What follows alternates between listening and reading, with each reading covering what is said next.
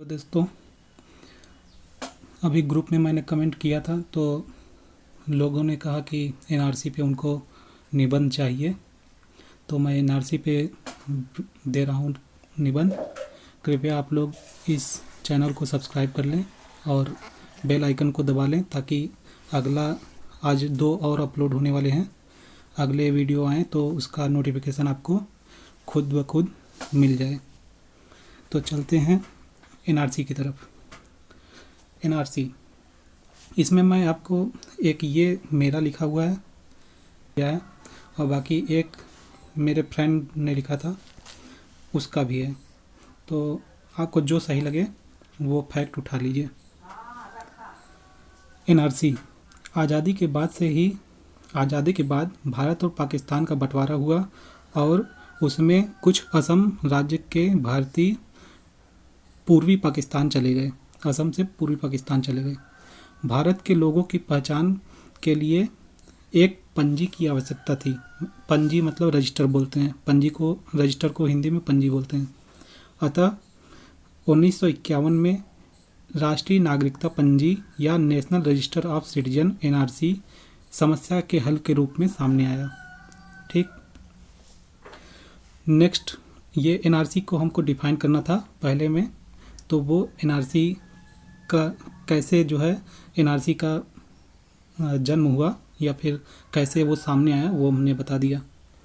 फिर नेक्स्ट में एनआरसी प्रारंभ में पूरे, अब यहाँ पे थोड़ा सा उसके बारे में बताएंगे। फिर उसके बारे में कुछ अगर चुनौतियाँ हैं तो वो बताएंगे।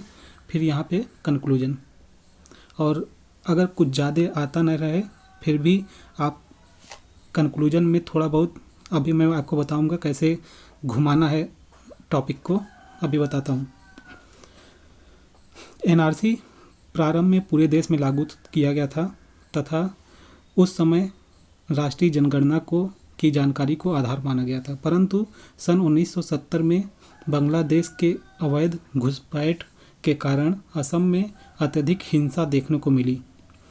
इसके बाद असम के नेताओं एवं प्रधानमंत्री या फिर तत्कालीन प्रधानमंत्री राजीव गांधी के मध्य कई मुद्दों पर बातें हुई और हस्ताक्षर किए गए।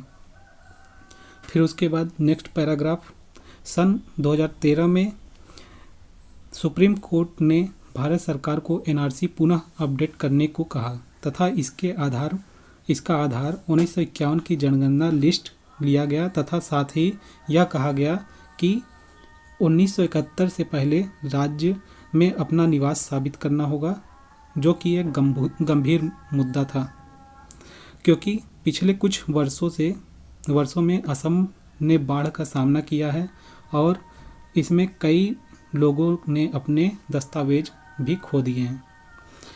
एनआरसी को लेकर भारतीयों में भिन्न भिन्न भ्रांतियां फैलाई जा रही हैं, परंतु एनआरसी देश में अराजकता को खत्म करने में मील का पत्थर साबित हो सकता है। इसके क्रियान्वयन में अनेकों चुनौतियां हैं। सरकार को चाहिए, अब ये देखिए ये लाइन जो है इसके साथ ही कर दीजिएगा, वो पैराग्राफ बनाने में गलती हो गई। यहाँ से अब देखिए निष्कर्षतः, यहाँ पे आगे निष्कर्षतः सरकार को चाहिए कि विवाद को समाप्त करने के लिए विश्व स्तरीय समिति का गठन करें, जो कि हम हमेशा हर टॉपिक में ही करते हैं, जो यह सुनिश्चित कर सके कि मानवाधिकार, ये इम्पोर्टेंट लाइन है ये लिखना, मानवाधिकार का संरक्षण करते हुए या फिर मानवाधिकार का उल्लंघन न होते हुए देशवासियों को न्याय मिल सके। यह समस्या अत्यंत अब ये जो लाइन है आप कहीं भी चिपका सकते हैं कंक्लूजन में। यह समस्या अत्यंत जटिल एवं गंभीर है, परंतु समाधान असंभव नहीं है। जैसा कि हमारे प्रधानमंत्री कहते हैं, माना अंधेरा घना है पर दिया जलाना कहाँ मना है। ये आपका एक स्लोगन टाइप का हो गया। स्लोगन मैंने आपको पहले ही बताया था कि अगर ऊपर यहाँ पे नहीं आ रहा है तो यहाँ एकदम लिखने का कोई ज़रूरत नहीं है। आपके पास लास्ट में 5 से 6 मिनट बचा ही रहेगा, तो आप वहाँ पे सोच के एक स्लोगन लिख सकते हैं लास्ट में।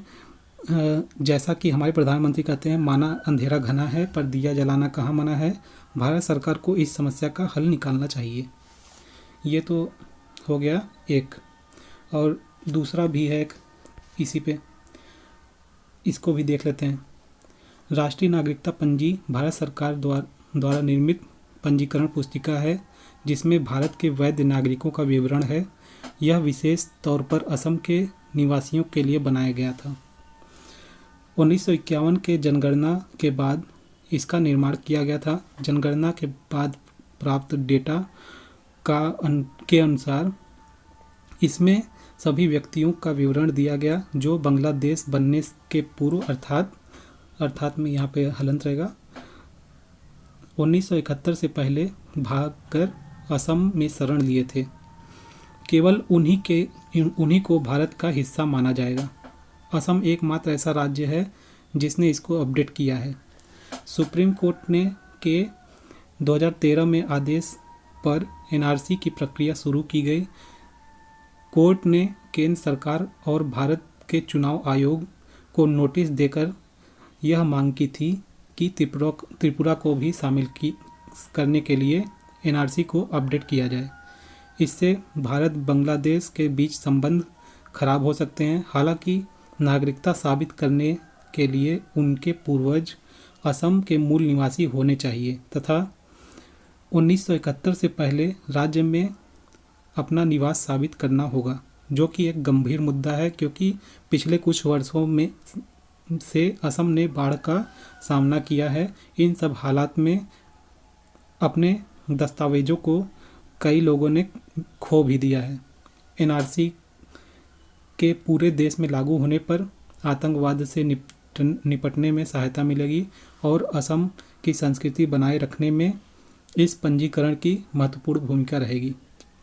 अब बहुत ज़्यादा समय तो बचा नहीं है, तो इसमें से जो भी अच्छे सेंटेंस आपको दिख रहे हैं तो उसको आप उठा लीजिए, एक जगह लिख लीजिए और उसको ध्यान में दिमाग में रखे रहिए और जैसे वहाँ पे लिखना है उसको ऐड कर सकते हैं अपने निबंध में, तो इससे आपको मार्क्स थोड़े अच्छे मिल सकते हैं।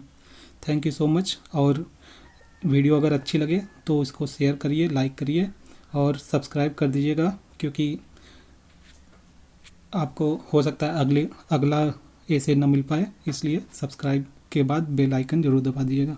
Thank you so much.